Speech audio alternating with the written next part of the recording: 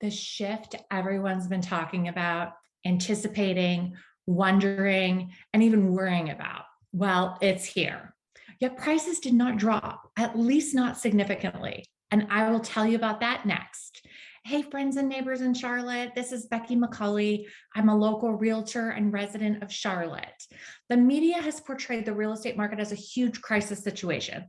So the big question on everyone's mind these days is, how is the Charlotte real estate market? The reality is that we are no longer in the market that we experienced the last 2 years. Prices dropped, but they did not drop significantly. The average closed price for a home in June was $535,000. And now in July, it's $503,000. However, home prices are still up 13% from this time last year. So in the next few minutes, I'm going to share the stats that I'm watching as a resident and a professional realtor. And all of these help to tell a story of where the market is heading, not where it was 45 to 60 days ago. So before we break down these stats, if you are a home buyer in today's market and you are trying to make the most educated decision possible, so you're going to want the most relevant, up-to-date market stats. You can text me the word data plus the area that you're looking in, zip code, neighborhood, whatever criteria you're looking for, to the number on the screen, 704-389-5075, and we will get that information sent straight to you. Now, if you're a home seller in today's marketplace, you may be asking, how should I price my property? Or what is my property even worth in this shifting market? Those are great questions, and you're going to get the answers to that and more when you text the word data and your address to 704-389-3613. Now, let's get back to what I'm seeing in the Charlotte area housing market. First, let's look at how we can follow buyer demand. So one of the things I look at is the total number of homes that went under contract. This is the number of buyers and sellers that agreed to terms and entered into a contract within the month. We call this under contract or pending. Last year in July, we saw 1,709 homes put under contract in July. This year, it's at 1,259. So the homes that go under contract in a month is a leading indicator of the buyer demand. How many people are ready, willing, and able to purchase a house? Now, another factor that influences the buyer demand is the interest rate. And we all know those have been a little volatile lately. When rates go up, that decreases the affordability because the monthly payment is going to increase. And thus, the buyer demand is going to go down when the affordability is impacted. So interest rates change so frequently that I actually track them on a daily basis to help keep me informed of, where buyer demand is going to be in any given week. So now let's look at the supply of homes now that we've looked at demand, because supply is one of the most important stats that determines where prices will go. So I look at the total number of homes in active status at the end of the month. So this is essentially all of the homes that are currently available for purchase. Last year, 1,275 homes were active in July. This year, we have 1,891. So let's break this down a little bit so that we can start to identify some of the more micro trends of what this inventory means. So properties that are back on the market because the deal fell apart or the seller took it off the market. In July, there were 29 homes that were put back on the market. So what does this mean? Well, about 2% of all of the homes that should have sold didn't, because a buyer either couldn't obtain the final financing approval, repair negotiations hit a stalemate, or the buyer just changed their mind. So this is a relatively small amount, but given the shifting market, we should keep an eye on this when we analyze the total active inventory.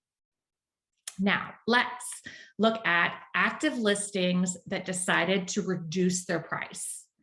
Last year at this time, there were only 2 price reductions in Charlotte. And currently, there are about 460 active listings that have reduced the price. So you can see last year, there were hardly any price reductions, showing the strength of the seller's market. And now to see price reductions ticking up slightly means this is a trend to watch closely every month. It is important to keep in mind that price reductions were generally less than 6% of the original list price.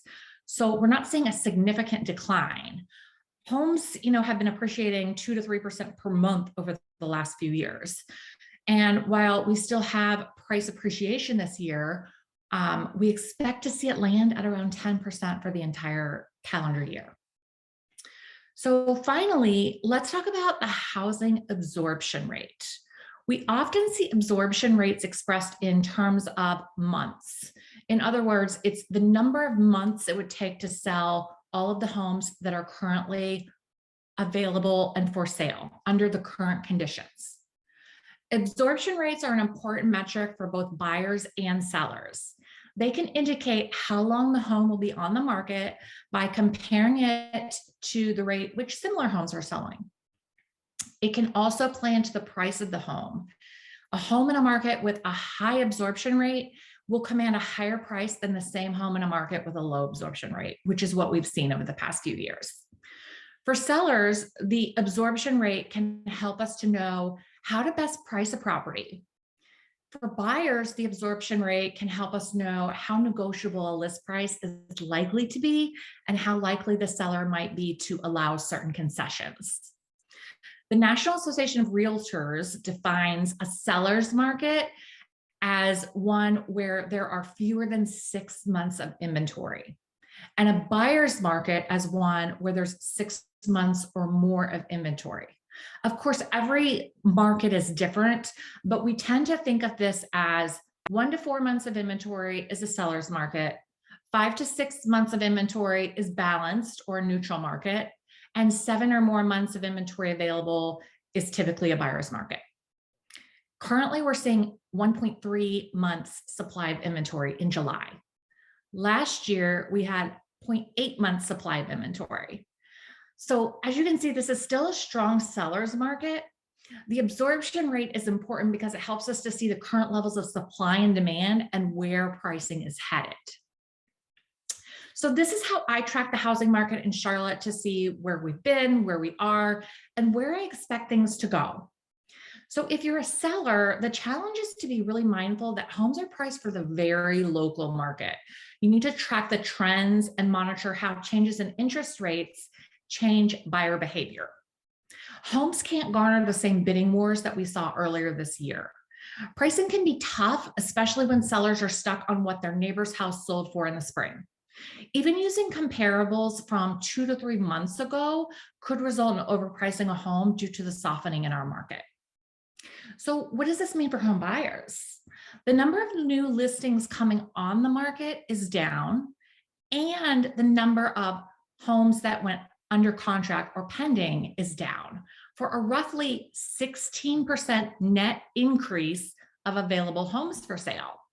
So this is giving buyers substantially more choices when searching for a home. Thanks so much for checking in on the July Charlotte housing market. I will see you next time.